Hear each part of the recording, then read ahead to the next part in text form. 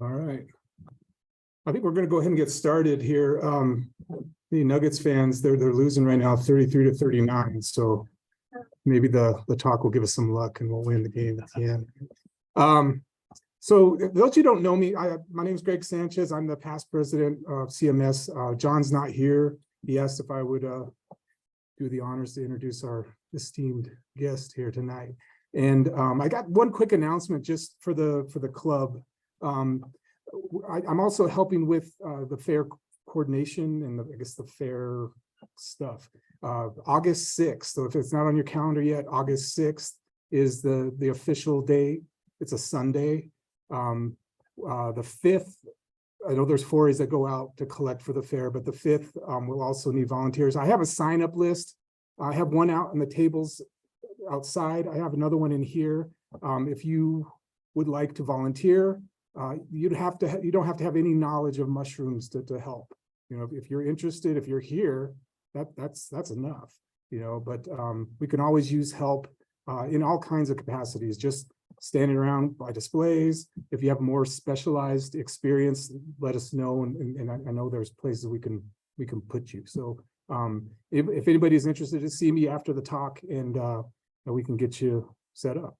All right, so August 6th for the fair. And I think that might be it. 4As, anybody been on a 4A yet? Find stuff? Snowbanks? Not yet. It's coming, man. This rain, we're all chomping at the bit, I think, to get out there. And if you've seen the list of 4As, we've got a whole bunch coming, all through July, 3 a week. And so I know there's a lot of competition to get signed up for them, but there's opportunities, and there'll be plenty of chances to get looking for mushrooms. Let's see. The other thing, I know is anybody taking the classes or signed up for the classes? I know those are always high demand as well. I understand that they're all sold out or they're full. So if you missed, unfortunately, we might have to wait. But a lot of exciting things that are happening here. All right. So I want to introduce Alisha Quandt. You did it. Okay. Actually, I was first exposed to some of her work in 2019, and I rewatched the video. If you want to watch one of her other talks, get on YouTube and you can find it. But I'm excited to hear more about insect-associated fungi. And I've always, cordyceps was the name I always heard. And if you start looking for cordyceps, I mean, you'd be lucky to find one for sure. But there's a lot out there in supplements, and that's one you hear a lot as medicinally. I don't know if you're going to talk any on that, but it is something that's becoming more common. And I think even there's a lot of misinformation. There's a new show or a newer show on HBO that was about a cordyceps infestation with humans, and I don't think it works that way. But it is kind of interesting that people are getting exposed. Hey, let's learn about this mushroom. All right. And so Alisha Quandt, join us, and we'll get you set up. I'll set the mood for you, and you have our undivided attention. So, well, thank you, Greg. Thank you for that introduction, and thanks everybody for being here. I'm just gonna I'll try to stay by the mic, I guess. Just share a few different stories about three different groups of insect-associated fungi. But first, I kind of wanted to give a little bit of an impetus for why those of us who study insect-associated fungi, why we should care about these fungi, even though most of the time they're pretty small or unseen when we're out in the woods. So first of all, as many of you know, insects are what we call hyper diverse. There are so many species of insects. And what we see in insect pathogenic or insect associated fungi is that they're typically pretty host specific, meaning that they're going to have a narrow range of insects that they can associate with. Now, what that means is if you have a high number of hosts, like this crazy, hundreds of thousands of hosts, and then you have a group of fungi that are parasitizing those, that you're talking about hundreds of thousands likely species, as we'll see. Some of the estimates get really high for the number of these insect-associated fungi. So we're talking about a lot of the hidden diversity of fungi when we talk about insect-associated fungi. So these are some of the most speciose groups of fungi. I'll just say that. Also, because insects are so important in our ecosystems, the fungi that either parasitize or associate with them are, and maybe are food for them, are being farmed by some of these insects that we'll talk about.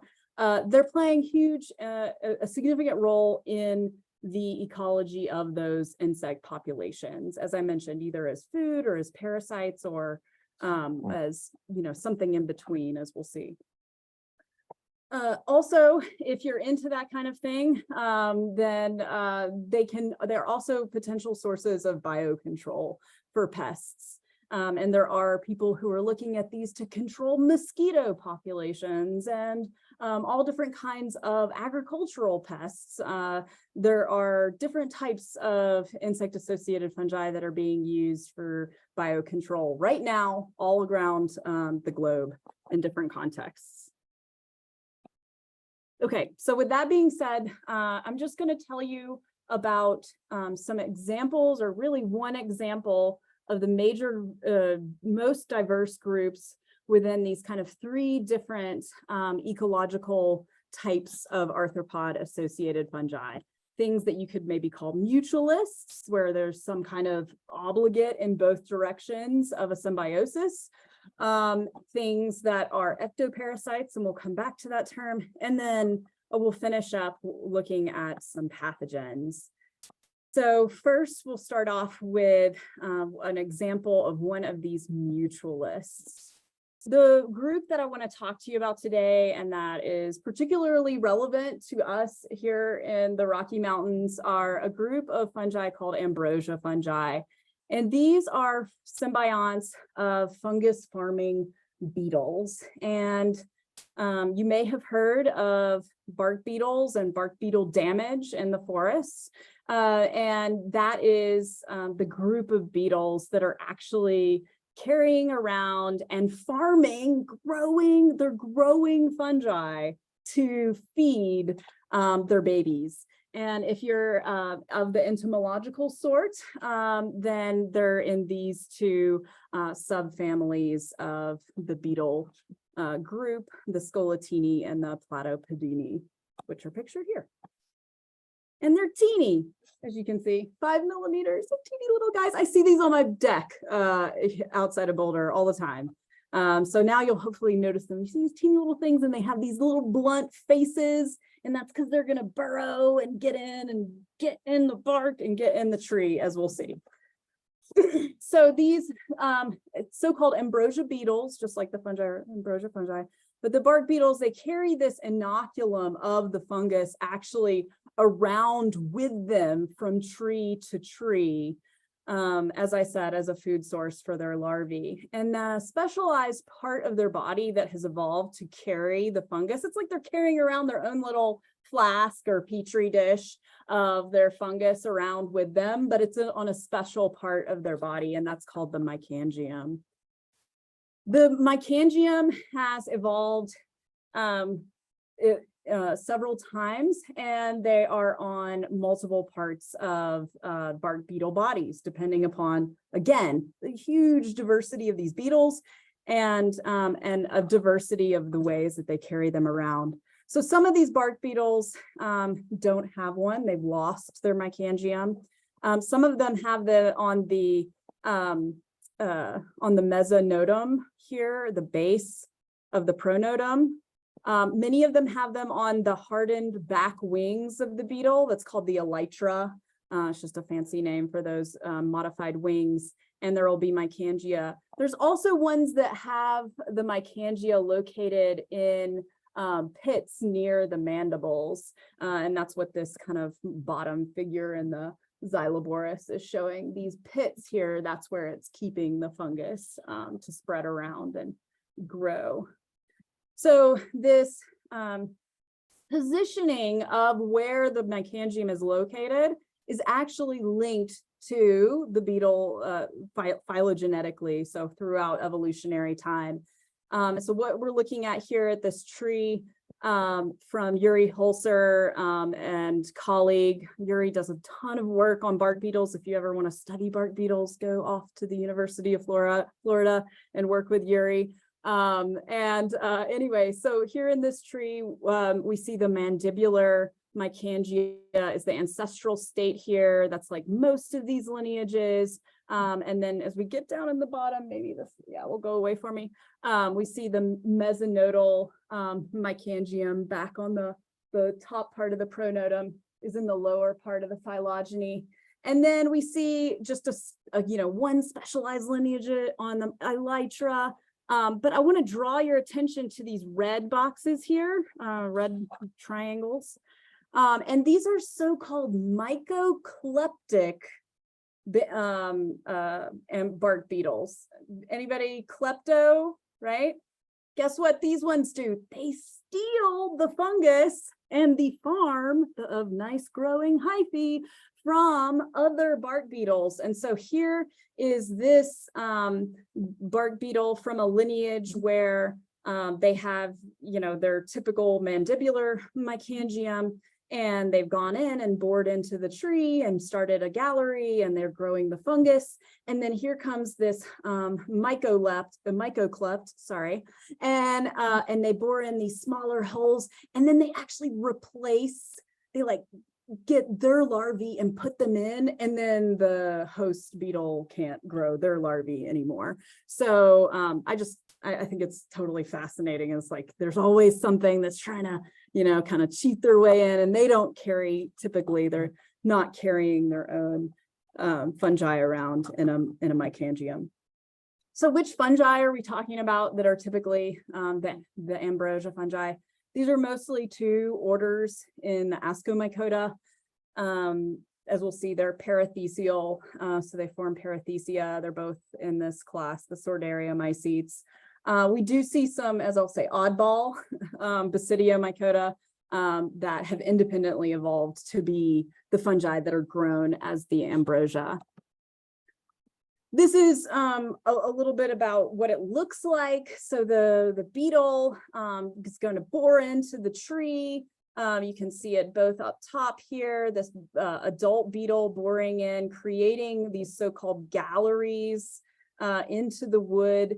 And that's where they're going to inoculate the fungus. They prune it and manicure it just like a good farmer. They don't want other molds or things to start growing on their nice ophiostoma fungus that they're growing in there. Then that's when they lay their eggs, and that is the food for their larvae. And so this is the reason that it's called ambrosia. I know many of us probably think, well, maybe, I don't know, some of us think of ambrosia salad, but they're not named for the lovely dessert of my childhood. They are named for the food of the gods. Ambrosia was the food, nectar was the drink of the gods from Greek mythology. And so that's where the name comes from.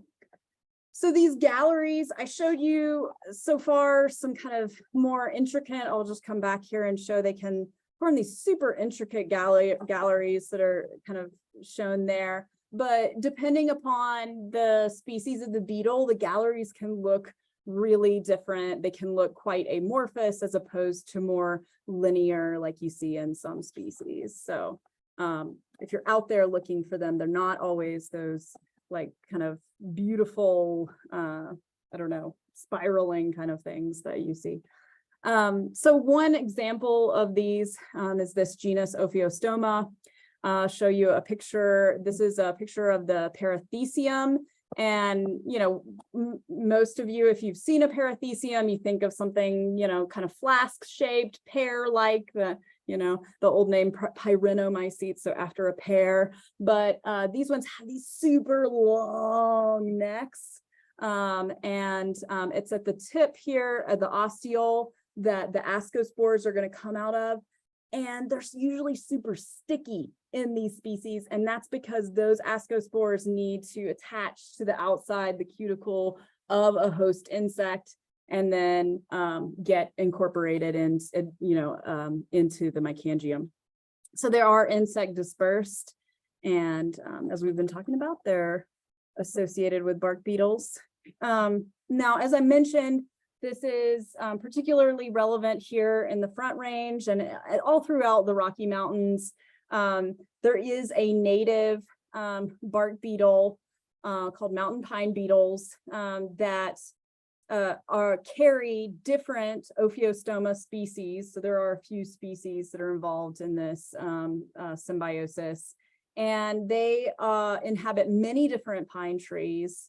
And they bring the Ophiostoma obviously into the trees when they make their galleries for their eggs. Now, many of you, if you just drive up to Nederland and you look out and you see a stand of trees and it's just completely brown and you're like, wow, did that burn down? But no, all of the limbs are still intact. How did that happen? That was the subject of a mountain pine beetle and Ophiostoma attack, if you will. I did quite a bit of work reading literature on this a few years back, and from everything that I've read, it appears that it's not the fungus or the beetle that kills the tree. Ultimately, it's the two of them together that end up girdling the tree. So there's no longer water transport going up and down the tree, or up the tree rather. And so, yeah, it's a combination of both of those forces, both the fungus and the beetle. But you can tell that wood has been infected. I see this all the time in my wood pile. If any of you heat your houses with wood, you probably have seen the remnants of Ophiostoma and the mountain pine beetle. And what you'll see is this kind of, it's more of a grayish color. People call it blue stain wood, but to me, when you see it, it looks like gray. And sometimes you see nice streaks like this, but most of the time it's like more blobby and amorphous. But apparently people make furniture out of it, which I'm always like, oh, is this affecting the integrity of this wood? But I don't know anybody that's looked at how it's gonna, impact the longevity of this wood that's been thoroughly colonized by this fungus. So I just want to mention here, since, I'm an ASCO person, I study lots of little cup fungi, and I'm always on the lookout for real, what I would call blue stained wood, because it's like this neon blue. Anybody seen this? Anybody seen stained blue? Yes. All right. Yay. Woohoo. So this type of blue staining that's like neon, blue-green, this is Chlorocyboria. It's a Leoshiomycete in the Ascomycota. And so completely different group, completely unrelated. And here in Colorado, mostly what we find is you'll find twigs and logs and things where you find this blue streaking. Look for it this fall or this late summer, early fall. You'll probably see it. It's super common. What's rare to see here in the Front Range is the actual fruiting body, the apothecia fruiting from wood, but those are super cool to find when you do.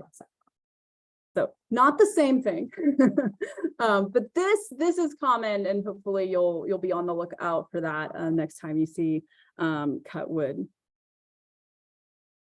Okay. That was kind of like a speed through ambrosia fungi, and one of the major examples of mutualisms that we see in arthropod-associated fungi. I'm going to spend most of the talk here talking about ectoparasites, because I just figure it's not something that a lot of people get to hear about. And cordyceps get lots of love, especially thanks to HBO recently, and the video game that it was based off of, The Last of Us.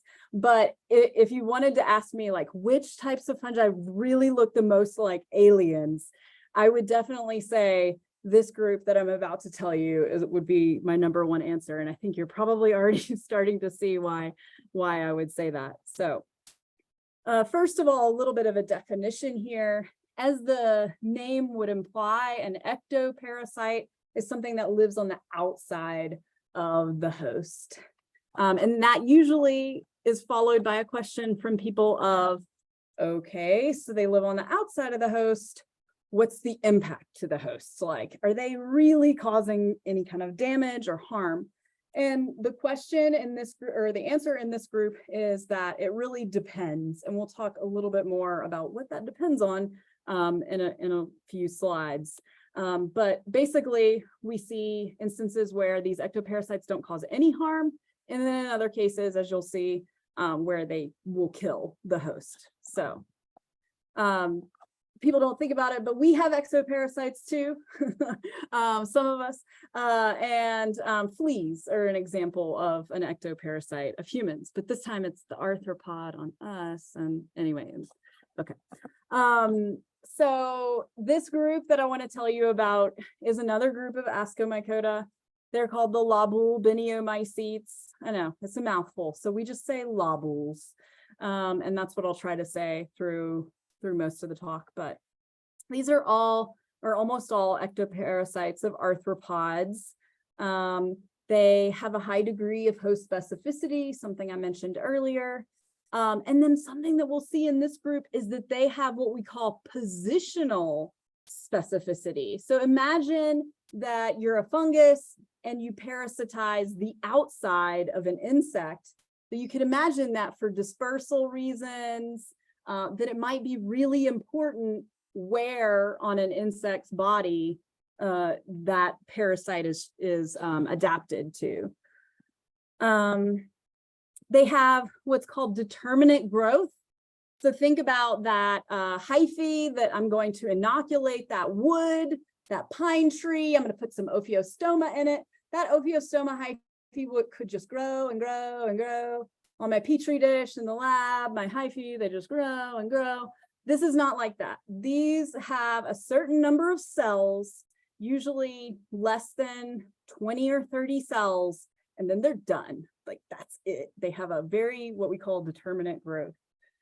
Some of these are also sexually transmitted, as I was kind of alluding to with this dispersal aspect. Before I move on, I just want to point out, so this middle image, this is what it looks like, a spider, right? But count the number of legs. So it's 6, and so it's an insect, right? And so what this is, it does look like a spider. I always thought it was a spider. It's a bat fly. And these are flies that are themselves parasites of bats.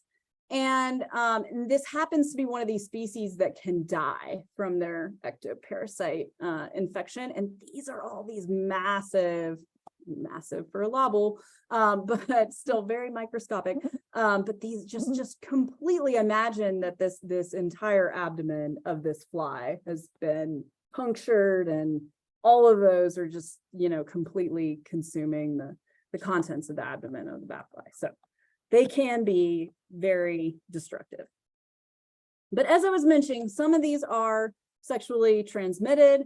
And I'll talk a little bit more about this particular species later, but ladybugs, their lobule parasites are real STDs, and we see that where they get them on their bodies is completely related to not only copulation, but also just the mounting behavior. So both females and male ladybugs will get them on the same parts of their body, and this is from the mounting behavior of male ladybugs.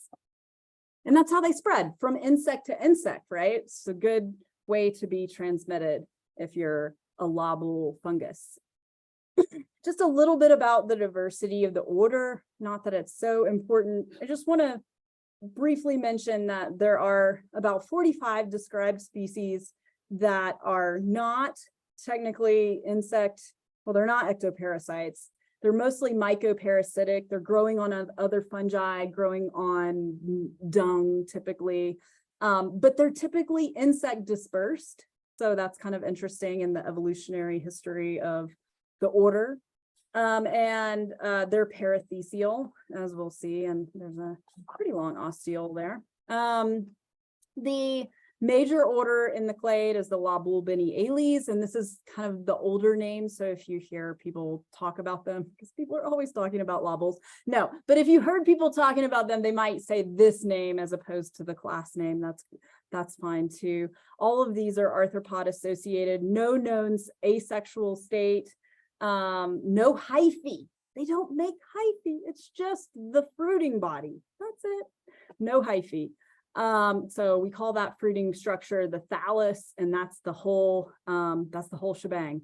Over 2,500 species have been described so far, but estimated 75,000 species of these.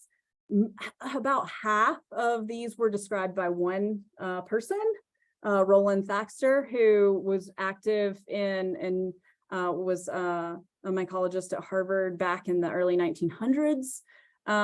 So yeah, he was very productive and described a lot of the known diversity. We'll come back to that again in a minute. And then finally, there's a third order, just a handful of species, but the same basic traits as the Lobulbiniales, and that's the Herbovisitales. Okay. A little bit about the morphology here. What are we talking about? What's you said they don't have any hyphae. What are we even looking at? So this is the overall thallus morphology. First of all, just point out the ascospores here.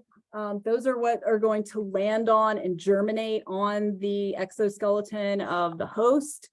One of the first things, and we'll kind of go through development here in a minute, but one of the first things that's going to form is the point of attachment to the cuticle, and that's called the foot. This next group of cells, and there are actually so few cells that they're typically numbered, depending upon how well that particular species is studied. So we have cell 1, cell 2, cell 3. Okay, so that's called the receptacle, and you can think about it, it's the receptacle holding the very important spore-producing structure, the parathecium. So those are the kind of the main parts. And then many species have some kind of appendage that is active in some way in dispersal or in positioning on the host. There's, as I mentioned before, some of these look truly bizarre. There's lots of diversity in the different types of thalli, how many parathecia there are. So this one has 1, 2, 3, 4. This one has lots of appendages, but just that one main parathecium. So yeah, crazy amount of morphological diversity, especially given how small they are. Yeah. So just a little bit about how the thallus develops here. As I mentioned, the ascospores will land on the host, and then a sporling will develop and attach to the host with the foot. And then here we're just kind of, it's following along with the letters. Maybe you can see them, maybe it's a little hard. But basically the thallus is growing here, getting bigger.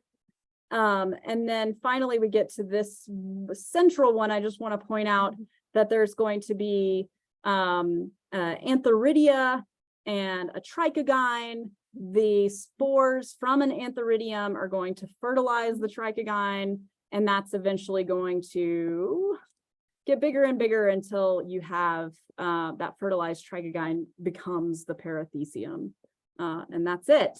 And then after the release of the ascospores, I mean, that structure, that thallus, it can still like stay attached to the insect, but growth of the fungus is over, it's done. It's not thought that, well, it's not known in a lot of these species if they're even getting much nutrition from their hosts, but it's like, if they're not getting it from the insect, where are they getting it from? So they're obviously getting something from their hosts, but I'll come back to that in a minute.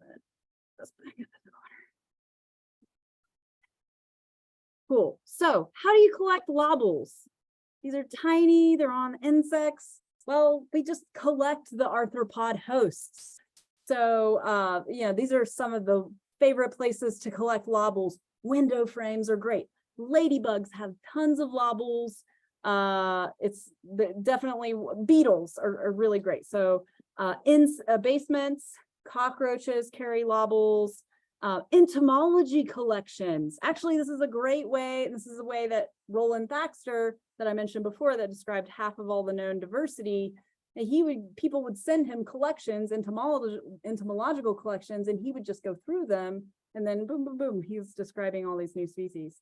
Any places where you're going to find lots of insects are going to be great. Termites carry lobules, so termite mounds are great. Here we are setting up some malaise traps in North Carolina last summer, so trying to catch flying insects like flies. As I mentioned, these bat flies carry actually a lot of lobules for whatever reason. And so some of the field work that we've been doing even recently in Panama and Mozambique, it involves capturing bats and then picking off all of their ectoparasites, which are these bat flies and mites and things, preserving those in ethanol, and then later on going into the lab, and you really need a dissecting microscope to be able to see these on their hosts. And this is an example of using an aspirator. We did when we were doing field work in North Carolina last summer, I said, I feel like for the first time in my life, I'm doing field work, but I'm not collecting fungi. I'm like an entomologist doing field work, because we're just going around, using aspirators and setting up all these pitfall traps and things. So it was a very strange experience for me, but fun. Okay. So historically, with the exception of Roland Thaxter, I guess I'll say lobules have been neglected, mostly due to practical constraints. I have a scale bar up here that's 1 millimeter, and you can see the size of the largest described species and the smallest. Maybe you can see it there. It's really, really tiny. It's this thing right here. There it is. So yeah, the smallest species is 40 to 60 microns in length. They don't grow in culture, so we can't culture them in a laboratory. That always makes everything harder to study. There's a lack of genetic data. So, I know that many of you know about how we like to barcode the things that we sequence, but the problem with these lobules is that they are highly melanized, and this interferes with our ability to amplify the barcode using PCR. And it also interferes with DNA extraction in general. So just as an example here, I hope that we can see this. Maybe I will move this around. So briefly, oh no, not me. Oh, well, it doesn't matter so much, but as long as you can see this, the beginning year is 2010 and the end year is 2020 here. Basically on the y-axis, we have the number of lobule species that were described per year, okay? And then all the years 2010 to 2020. And what you'll see is that most of these species, even though this is the 21st century and just even the past 13 years, that most species have been described without genetic data. That's like zero, no ITS, nothing. And then you have a handful of species that were described with some kind of amount of genetic data. And that is because it is really hard. And we're just now to a point where we feel like we can reliably get good genetic markers for these fungi. So because of that, obviously, there has been a dependence on morphology, and I'll talk a little bit about some struggles with that in a second. And there's been this huge geographical sampling bias. Most species, as we'll see in a minute, have been described from just a handful of locations, and that really depends on where someone is actively working on them or where they're actively getting collections from of the insect hosts. So I want to tell you a little story about some work led by a postdoc of mine, some of which was back when he was still a PhD student, working on he calls them lady beetles or ladybird beetles, but we would call them ladybugs. And this is the species Hesperomyces virescens. It was thought to be a globally distributed parasite of many, many ladybugs. These are all the different host genera of ladybugs that it was thought this one species attacks globally. Here it is attached to the elytra and different parts of this ladybug. And actually, I debated on whether or not to put a picture in, but I actually went as this fungus for Halloween this past year. It involved a ladybug costume and some yellow balloons. So just an idea for the nerdy. Well, I mean, I was teaching mycology, so I had a group of people that could at least, get the joke with me. Anyway, so H. virescens, when Danny went and actually was able to finally get some genetic markers from these different ladybug hosts, so the parasite from these different ladybug hosts from all over the globe, and make a phylogeny, he was actually able, using a few different markers here, he did see that there was phylogenetic structure. And when he looked at it, it completely broke down by which ladybug hosts these were associated with. And so what we have here is an example of cryptic speciation, because there is structure there. These are not interbreeding, it's not one interbreeding species, but these are actually clades that segregate by host. And that makes sense, especially with all of this sexual transmission. He was then able, after he'd seen the genetic data, to go back into the morphological structure and start to look for specific differences and variation in the thallus structure. So he calls this near cryptic speciation. It's like he didn't know to look for the morphological variation until the phylogeny kind of told him to do so. I have mentioned that there is debate about how much damage these lobules are causing, where they're getting their nutrition from the host.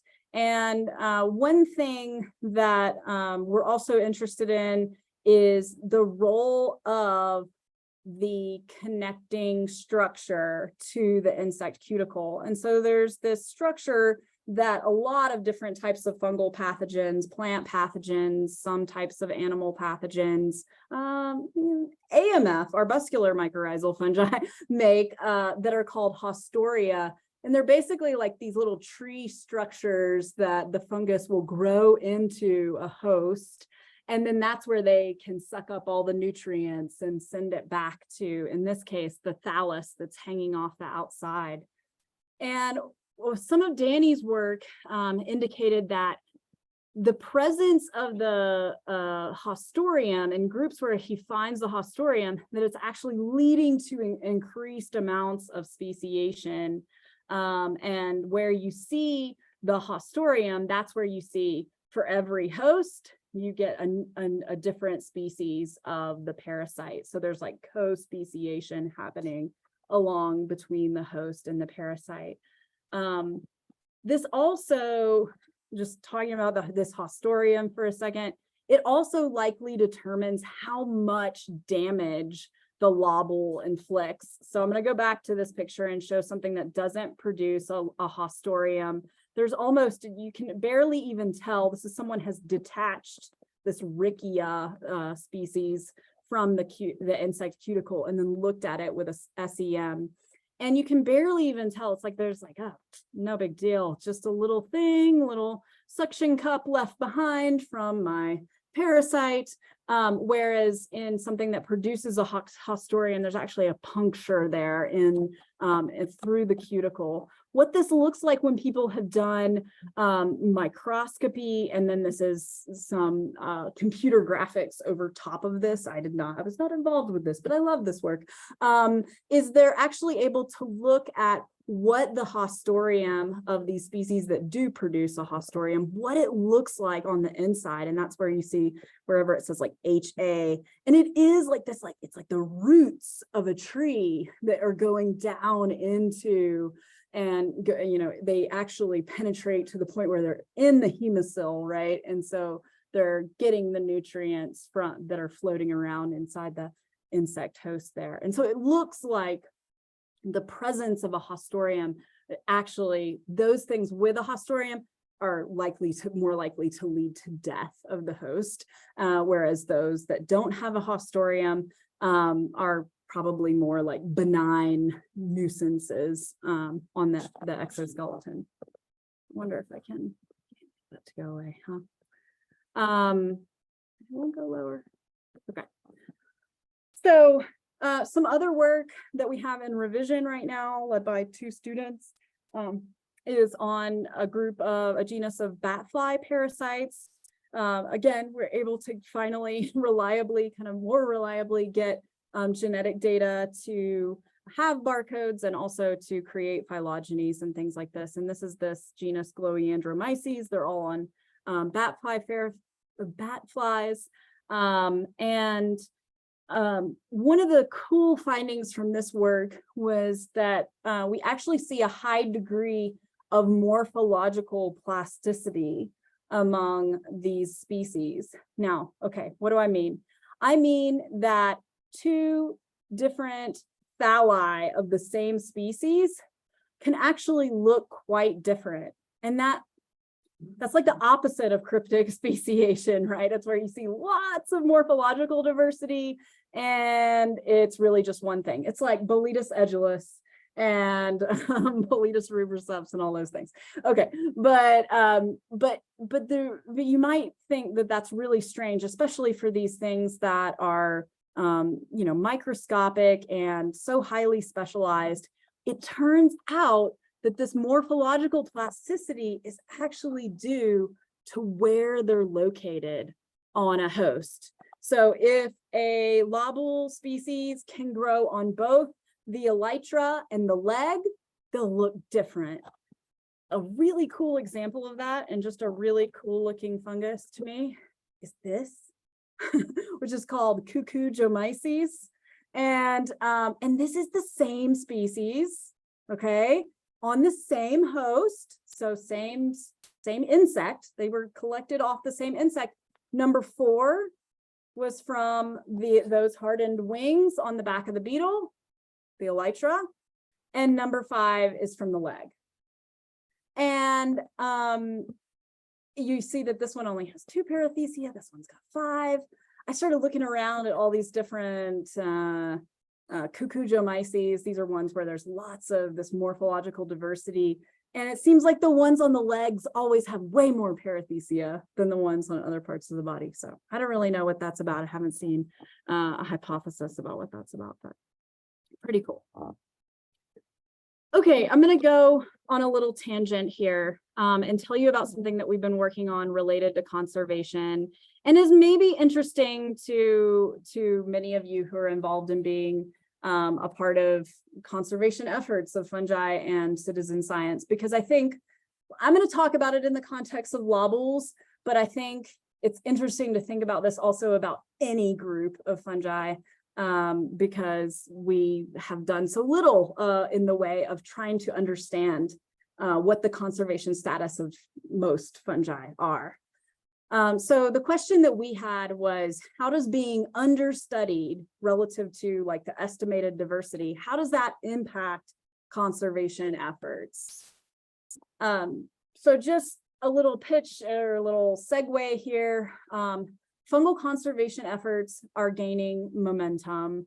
You can be a part of this. There's, you can go to the IUCN webpage. Obviously protecting biodiversity and the habitats where that biodiversity occurred is very important, given the state of the changing climate, but also in the mass extinctions that we see going on in macroorganisms. So one tool that we have, one of the only tools that we have to conserve different groups of organisms is the IUCN Red List. And to get something, an organism, any kind of organism, a bird, a tree, a fungus, onto the red list for conservation status, conserved status, is there has to be an assessment. You have to determine what its conservation level is. So when you go on Wikipedia and it says least concern, that means someone had to go through all the data to say, okay, we checked this, we had enough data to determine its assessment. But that assessment requires a large amount of knowledge about a taxon. It's not just, well, there's 5,000 observations on Mushroom Observer, check. No, we need to know where it's located, when it was located, a lot of different aspects. So there are many aspects that inhibit our ability to perform these assessments, especially in fungi. So one is a lack of data. We also have little knowledge for most species about speciation, extinction. We don't know how a lot of these processes are working in most fungi. And we frequently have poor sample sizes, especially for a lot of things like these microfungi, things in the Ascomycota.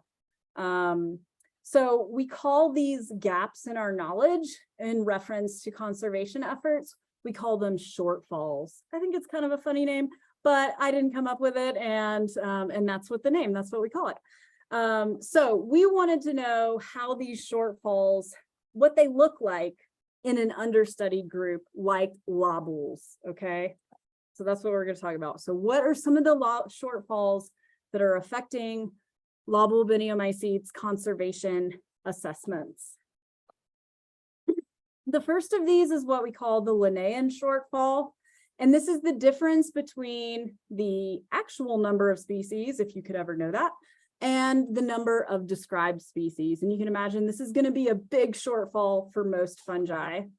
But we wanted to actually quantify this, use all the available data that we have for all of those 2,500 or whatever species, and see if we could measure that. So what we did is we performed what's called a species accumulation curve. So on the x-axis, we have time, and going back, a couple hundred years almost. And then we have the cumulative number of species. And what we're really interested in is the present time. Okay, so all the way over here on the right. And what you'll notice is that it's almost a slope of 1, that it, 0.5. And that it's going up. And that means that we have not saturated our sampling effort. So every time that people are still trying to look for more diversity, we're still able to describe more diversity. So we have many new species and genera still being described. An interesting thing that we noticed, though, is that if we had done the same experiment, but the year were 1950, we would have come to a different conclusion, because the slope would have flattened out. And so we would have assumed maybe, oh, well, we've done all the work here, all the species have been described. But really what we were looking at was something that we've termed the skewed specialist effect. And so we see that between the years 1900 and 1935 or so, that we see this incredible increase, and by Roland Thaxter describing these 1,200 plus species, And then followed by a lack of much work going on. We just didn't have another specialist working on these for, another 20, 30 years. But now that there are more people studying these again, then we're able to accurately kind of see that there actually is a lot of work left to be done. So definitely suffering from the Linnaean shortfall. There's this other kind of conservation shortfall called the Wallacean shortfall. Alfred Wallace, known for co-discovering the theory of evolution independently of Darwin, but did amazing biodiversity work around the world. And so this shortfall really has to do with our gap in geographical distributions. So the difference between what's known about where a fungus occurs and its actual geographical distribution, if you could know that. So what we did is we created a heat map of the globe to show where all the species that have been described from all over the world, where those locations are. And what we found was a strange amount, but maybe not surprising, of distributional unevenness. So we see tons of things described from where Roland Thaxter was in the USA, lots of things in Europe, Argentina, Indonesia, Cameroon, Trinidad, one of the major countries, and then 113 countries where 0 lobules have been ever recorded to this day. So yeah, I just think about like the amount of species, again, that are out there, but also we have no information about where they're actually occurring. An example of that is if we just look at one species, this Herpomyces, its known distribution is New York, Panama, the country, Tanzania, and Mauritius. And so it has what we would call a disjunct distribution that, okay, maybe is due to some biological factors about where the certain types of hosts are located, but we know for a fact that this is also a direct result of a lack of study and sampling of any of these places in between, right?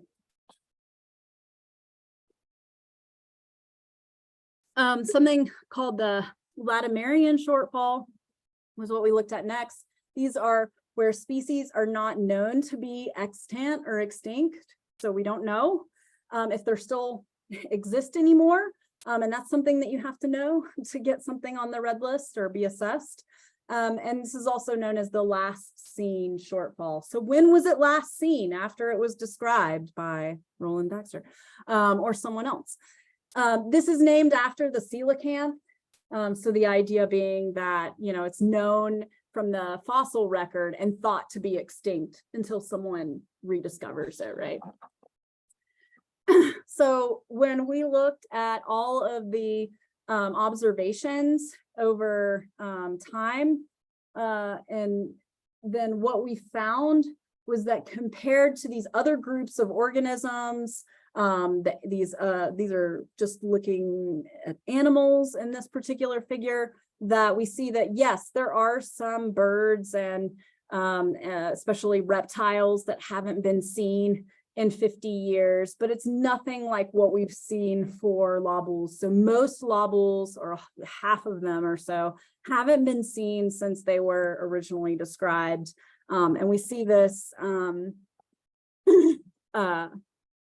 corresponding, this huge jump in the lobules corresponding to when Roland Thaxter was most active. So that's what's kind of going on there. I'll just say, kind of take home from this is that we basically have no knowledge of whether these species are alive or are still alive. And so we can't state whether or not they're actually extant. Which is not a good situation to be in. Okay, just finishing up with this last shortfall here.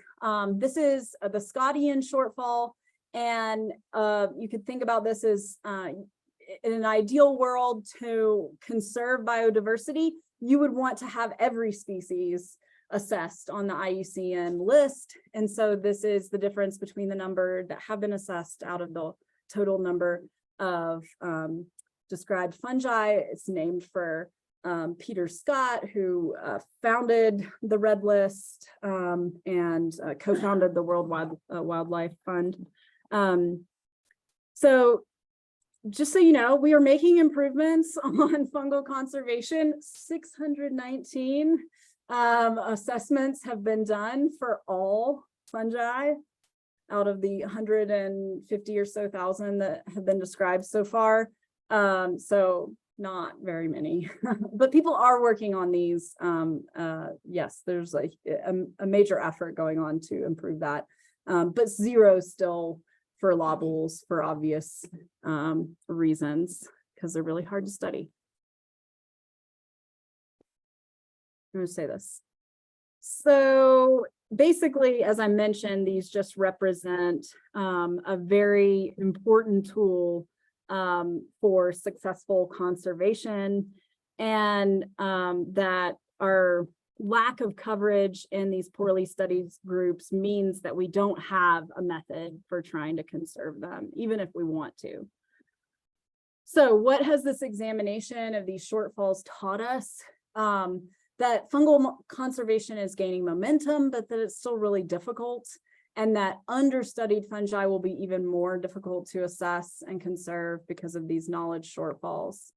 So our future strategies are trying to pull in more technological advances, screening of collections, automated screenings of insect hosts, museum studies, but also citizen science contributions. It's important for all the groups of fungi, but in this group, for this group, it's really important to get citizen scientists out there collecting insect hosts that can then be screened. So a little bit different of approach there, but still important. And I just want to mention that when we had all these records of observations, and the way that we would do this for any group of fungi is pooling information from iNaturalist, Mushroom Observer, and all the official herbarium records that have been collected over the years. Okay, I'll just finish up the talk just kind of perusing, doing a nice easy on the eyes picture, so no heavy science stuff here, talking about cordyceps-like fungi, one of the major groups, not the only group, but one of the major groups of insect pathogenic or arthropod pathogenic fungi.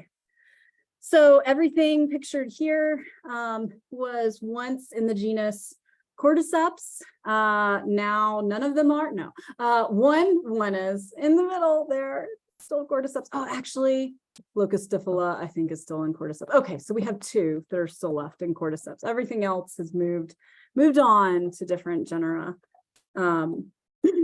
because they're not monophyletic, as it turns out, although they're all in the same family, or same order.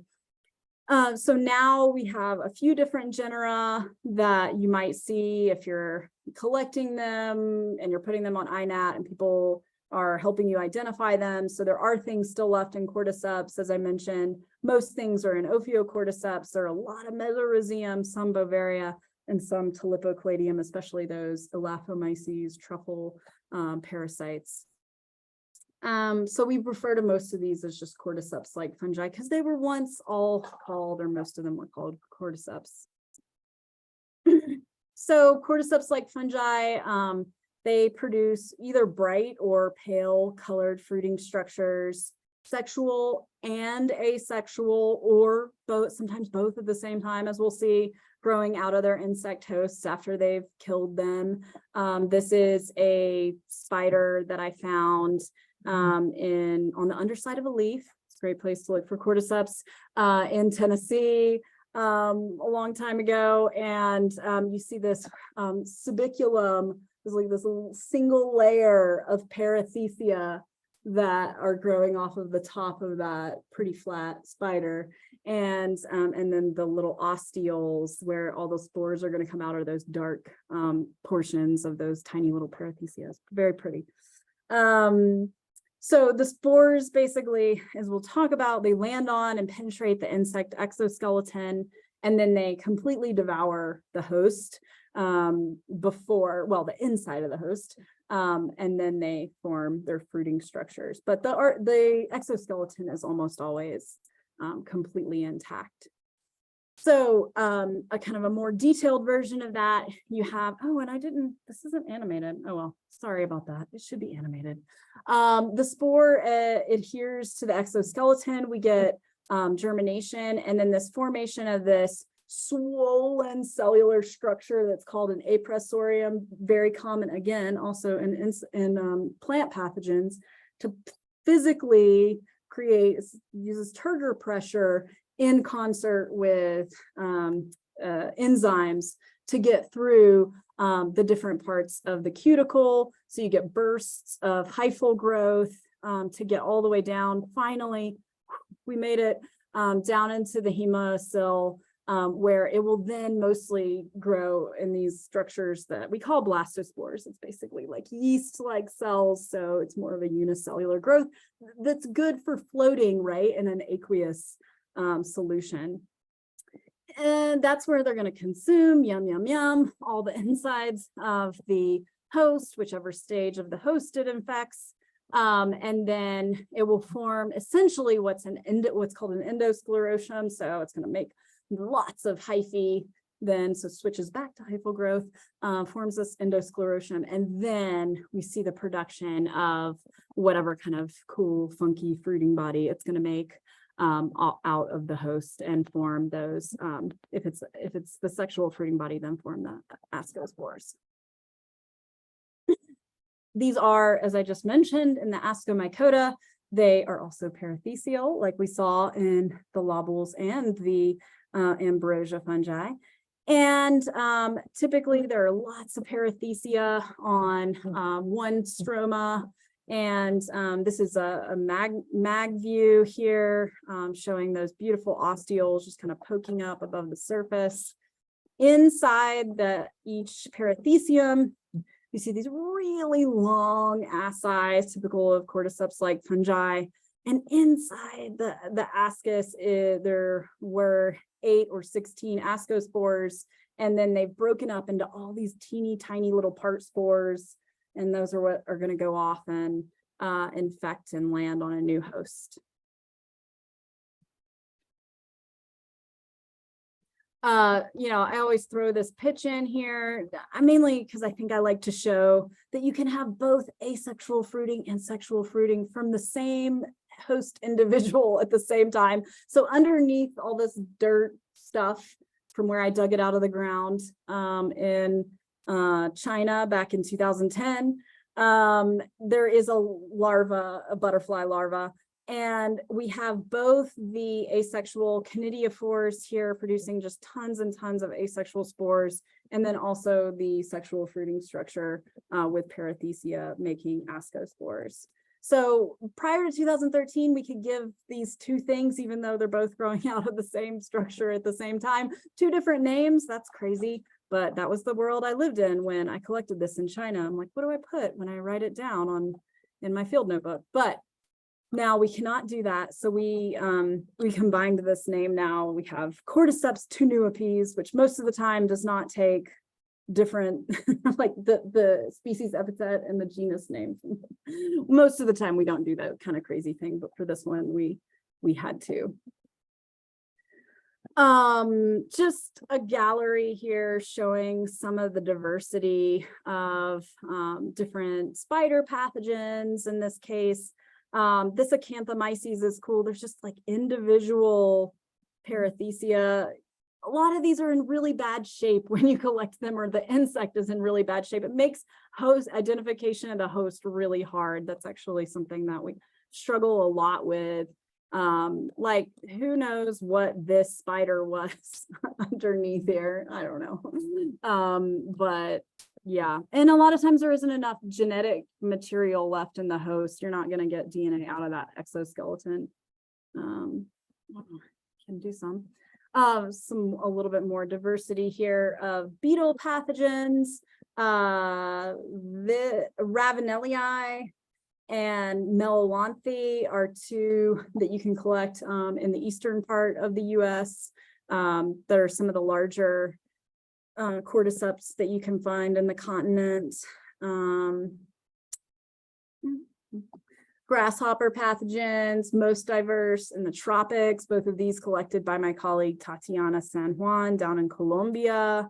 You can see by the names, Sonica, that these are down collected in the Amazon.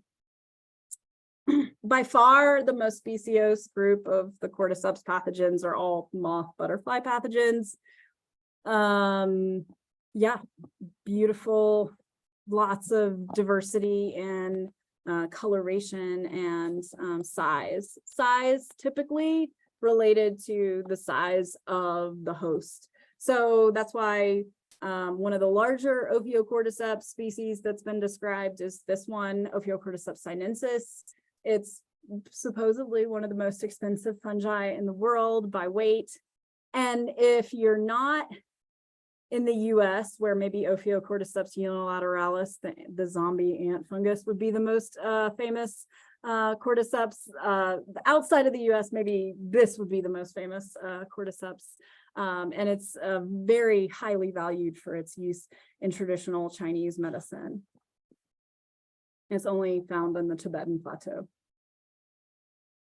Okay, we'll just, I think this is the last of these kind of slides here where we're looking at diversity. So ant pathogens, as I just mentioned, the zombie ant fungus, Ophiocordyceps unilateralis, very famous, but there's a lot of ants in the world, and there are a lot of ants that are parasitized by different cordyceps fungi. So this is Lloydii, Australis is a beautiful species, lots of unnamed things that you collect them, and like there's not enough material to even do microscopy and make a collection and do DNA. I mean, there's just like, they're so tiny, and you collect one. We have, yeah, anyway, I could go ad nauseum about the troubles of studying new ant pathogens in the cordyceps, because it's very hard.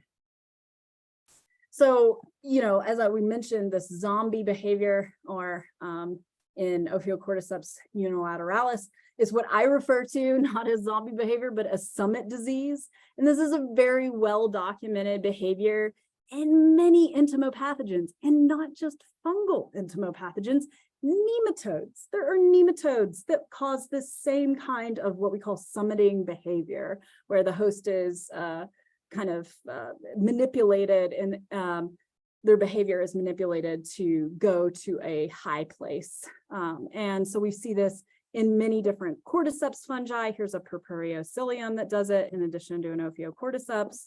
And then here's two species in the Entomophthalales, which is a different group of pathogens I didn't get to talk about, where they cause this. And I found this, I mean, in Colorado at my house all the time, I find Entomophthalales. So if you have a clothesline, check it for dead flies, and you'll get to see summit disease in action. Okay. I just was, you know, like I said, I think that some of the things that we did with lobules, which is maybe a weird group to be thinking about in a conservation context because they're so tiny, you could actually do a lot of the things that we were talking about with any group of fungi. And we see this skewed specialist effect, how one mycologist, one expert can have this undue effort in describing many species. And we see that with Cordyceps sensu-lato, the Japanese mycologist Yoshio Kobayashi, who described about 1 in 3 of the known diversity of Cordyceps species before the year 2006. And this was work that somebody else did to kind of describe his impact. So, and many of his species have never been recorded again, that he described from Japan, which is just sad. Okay, some final thoughts. Okay, if you couldn't tell, there's a lot of work left to do to describe insect-associated fungal diversity. We need your help. We need more people studying insect-associated fungi. And our conservation efforts of understudied groups will be even harder than our conservation efforts are for macro fungi like mushrooms. But we need more assessments of all all fungi for their conservation status, so that we can help protect them.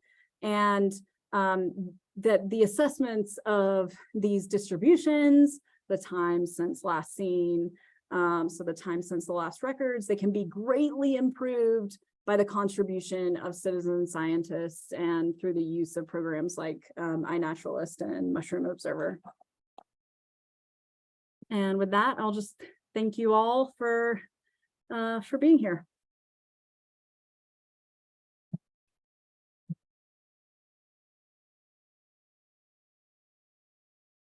Yeah, being approved, of course.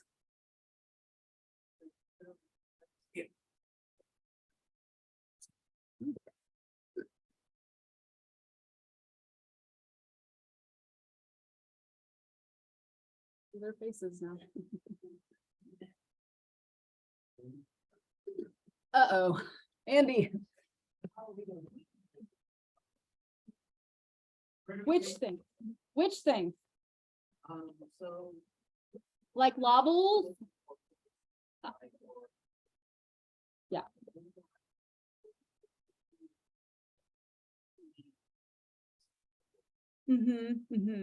Yeah, so we do a lot of leaf flipping, which I mean, I know I've talked to you about this before, but essentially it's like, you know, you're walking through the woods, you're flipping leaves, the undersides of leaves, that's where almost all of the spider pathogens, because these spiders, they are hanging out on the leaves anyway, and then they get blasted. I'm just trying to think of some of the other, there's other things, flies, mosquitoes and things that you can find on the undersides of leaves. Embankments, that's a huge area where you find cordyceps-like fungi. So, you know, like think about a moist embankment where you have, you know, maybe you do, and then you see this kind of thing. And for whatever reason, that's maybe a point at which the infected but not yet fully dead insect will fall. I don't know why, but that's what we do. Like, and yeah, and I guess I have a picture of that. I have a slide lined up for this, Andy. So this is me and my dad when I was back in grad school in North Carolina, looking for cordyceps, that's rhododendron there. And we're on the side, this is a trail, and then that's an embankment that's down, you know, and it's like back-breaking work. I mean, the looking for cordyceps, it's a lot of this. And you literally, you know, your back will hurt at the end of the day of looking. And it's perseverance. These things aren't like super common, you know. It's not like going out and being like, where's Amanita muscaria, you know, like.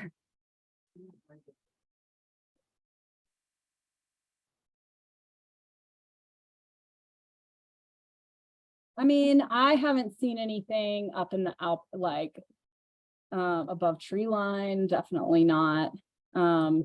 You know, Gary Linkoff had quite, you know, a pretty good list going from Telluride from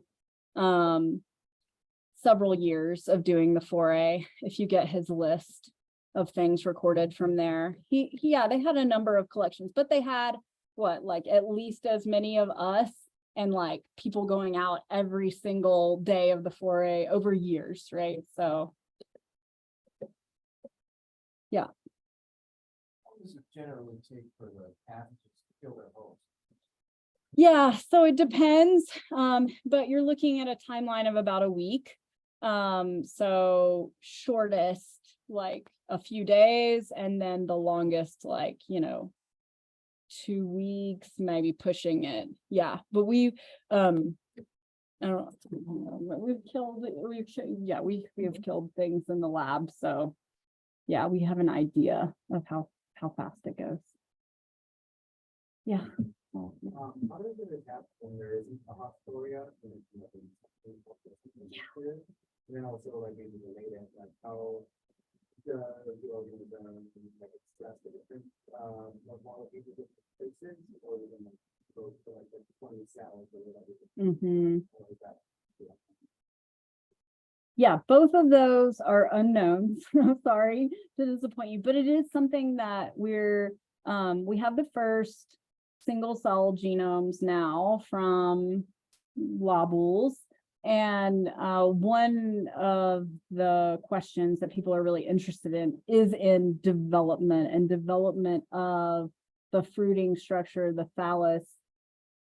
Also, which genes are missing that might be related to like normal hyphal growth in most, we'll say, regular fungi.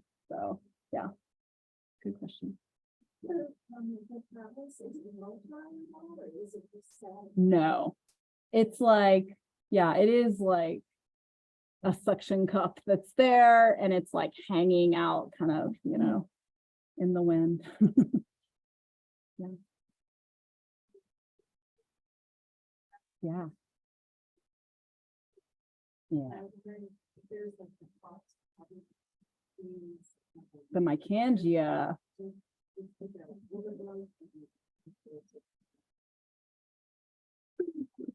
I have not seen anything that talks about them being parasitized by the ambrosia fungi, the adults.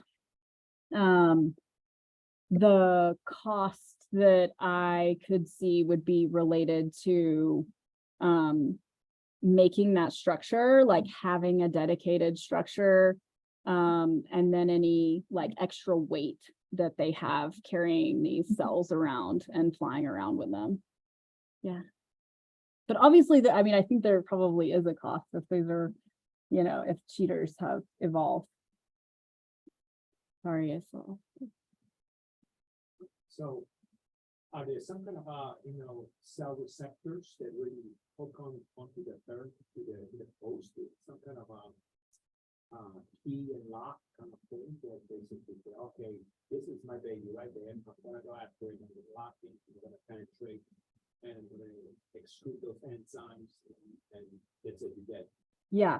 So that has not, for obvious reasons, been explored in lobules, but in cordyceps, there has been some research, including some things that I've worked on, but on the mycoparasite side of things. But there is research to say that there are certain types of receptor enzymes on the outside of the fungal cell that are able to differentiate between, oh, this is my host, I can infect this one, and oh, this is not my host, and maybe germination in that case doesn't happen. So there is some kind of recognition of hosts that the fungus can infect versus something that it's not able to infect. When you talk about the mutualists, basically, it's not just the beetle and or the fungus there. Mm-hmm. Looking at the study on the spruce beetles, Yeah. they're actually bringing in nematodes and different bacteria, so they have a pathogenic ecosystem. Yeah. That they're actually importing into the host that literally go through and defeat the beneficial, the benevolent ecosystem. It's actually supporting the plant or whatever their parasite is. Mm-hmm. Question, Yeah. Yeah. And I mean, the other thing that happens, the other part of why that bark beetle infection can be so destructive is because they're literally creating a wound into the tree in which other things, other pathogens are able to get in and start growing, which is why they have to work so hard to farm the fungus too, to make sure other things don't start growing in there. But they're actually just looking at what the beetles specifically bring in. Yeah. What's interesting is they're going through and defeating the different Endophytes. Yeah. Well, right, but again, the tree's got the defenses that it Oh, yeah. has, and so the different things that are coming in with it actually defeat different parts. Hmm. The immune system. To defend itself. So Okay, it's cool. just interesting. And then, of course, there's probably secondary infections. We're actually working with Pathology and Boulder right now, with the center here, and turf on some of these interesting working materials. Cool. Thank you. Yeah. Where is this? Oh, sorry, there's one of that. Yeah.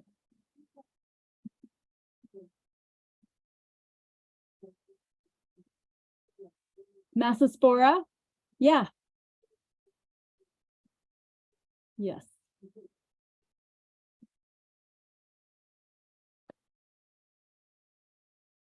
Yeah, and it's really interesting in the Massospora cicadina. There's a few different species, but after they infect and grow out of the abdomen of the insect, then the fungus is producing some kind of chemical that is causing the cicadas to become hypersexualized.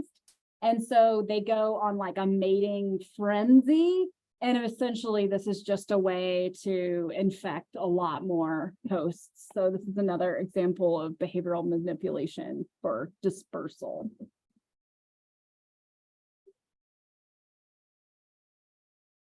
Oh, yeah. That sounds right. Yeah. In a little while. Yeah. Chat question. About how cordyceps and cordyceps-like species manipulate their hosts into climbing to high places, and if that mechanism is understood at all.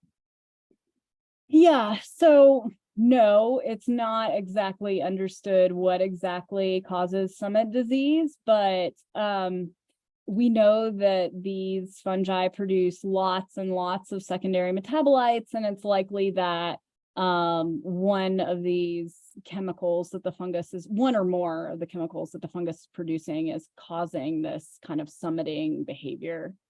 That's the best hypothesis that we have right now. Yeah. So, is an expert opinion on The Last of Us? I haven't seen it. Sorry. Cordyceps. Oh. Wouldn't you think that the point of infection would be the fingernails and the toenails and not the skin? Well,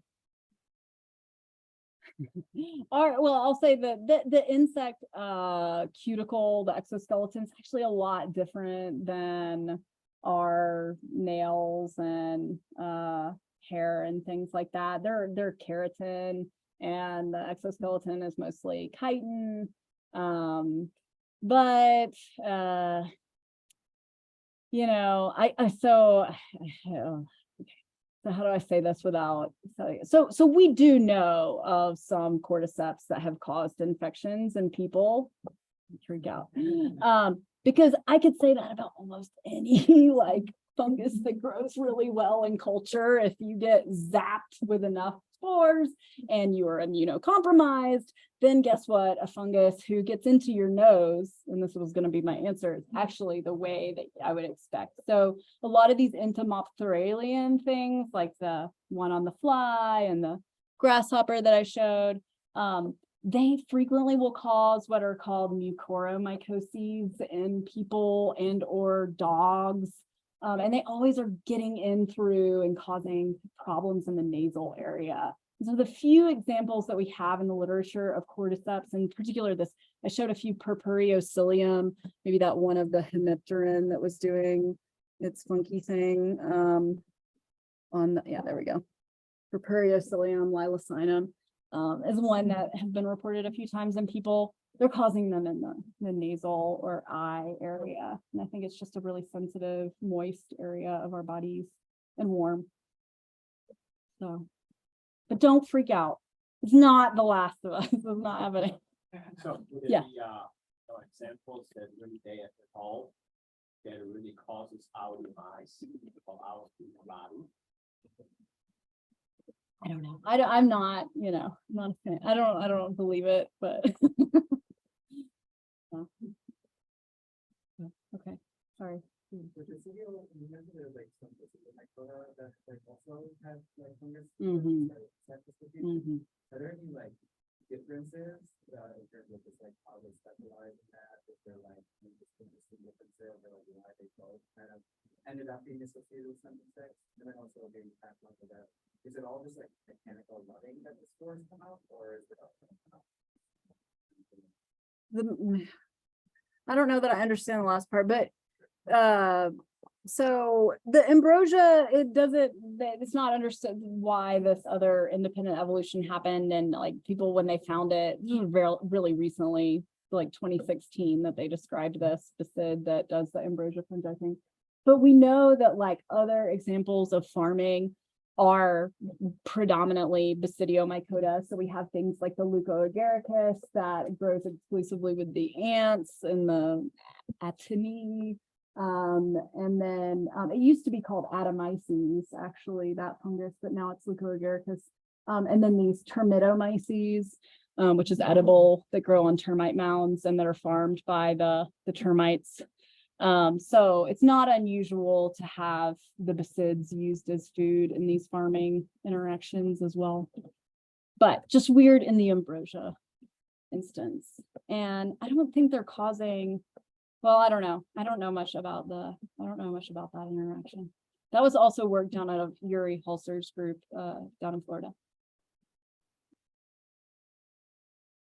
Oh, yeah. The host associated with hosts.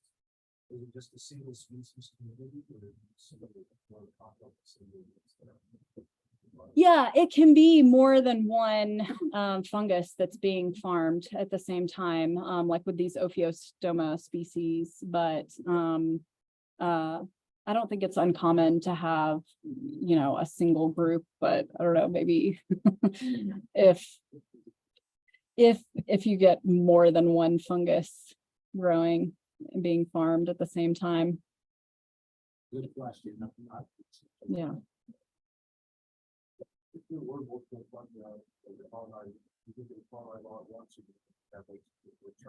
I think there would be turnover. I think there would be competition. Yeah, definitely.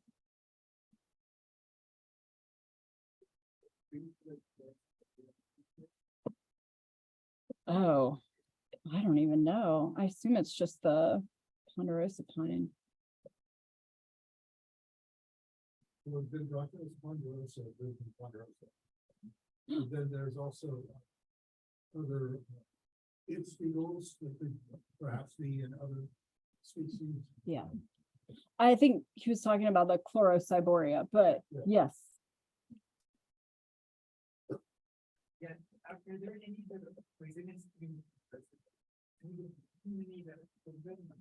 The cordyceps? Yeah. I don't know of any that are poisonous. A lot of them are consumed for medicinal purposes, but they're making like tons of different secondary metabolites, and different strains are making different compounds, and you know, probably not making them all at the same time and making really small quantities. So I don't know, you know, I've eaten cordyceps before, militaris, I think, that was farmed. But yeah. Basically, I came in as I might have missed a little bit of it, but you're talking about the use of pathogenic fungi in general for insect control. I was actually at Boston class for Michael Moody's in 2009, and he just got a patent, a worldwide patent on the use of pathogenic.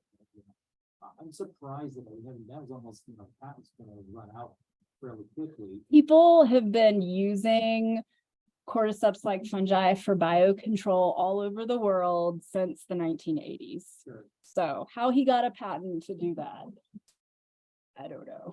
Yeah, I would say that helping hurting or inconsequential. Again, just the potential is there. I'm just surprised it hasn't been. So I have been to forests in China where every pine tree is banded with a band. It's like a belt that is soaked in conidia, and it is for the use of the pine beetles that they have there. It's all over the world. People are using right now.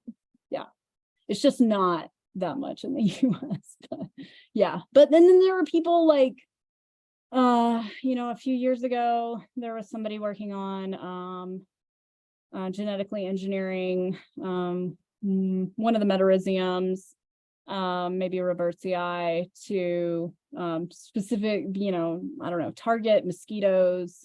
People are working on that for sure. Yeah.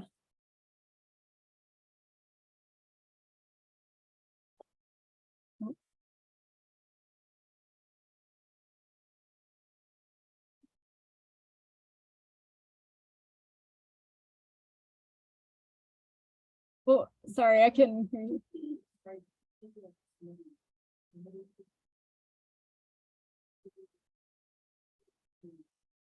Dispersal. Yeah, definitely. Definitely. And that's what we see like with these, I mean, all of them that do the summiting behavior, the idea is that they're getting their spores. So we see this picture that Joey took, but that's actually how he collected it.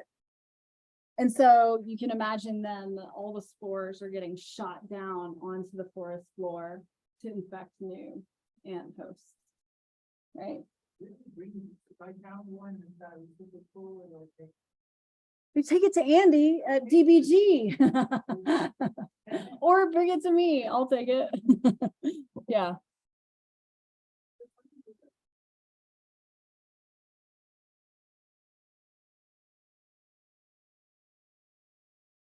I mean, you know,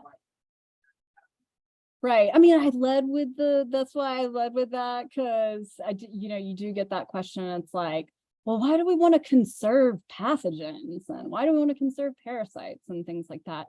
But I mean, it's, you know, I think that everything in, you know, every species that exists right now is playing a role in the ecosystem, bad or good. We don't, that's a matter of opinion, and maybe that's not our place to put an opinion on things. So, but things where the ecological role is unknown, yeah, that doesn't bother me, but I understand that it does make it harder to make that pitch. And that's when you can say things like, these are good for biocontrol and, you know, like the human interest side of things. So.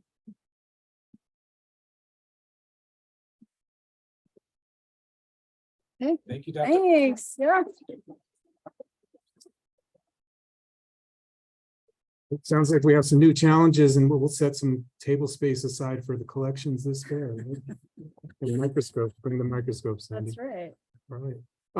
So that concludes tonight's presentation. Next month we have Landon Cook, and I believe it's mycophagy. So, oh, Andy.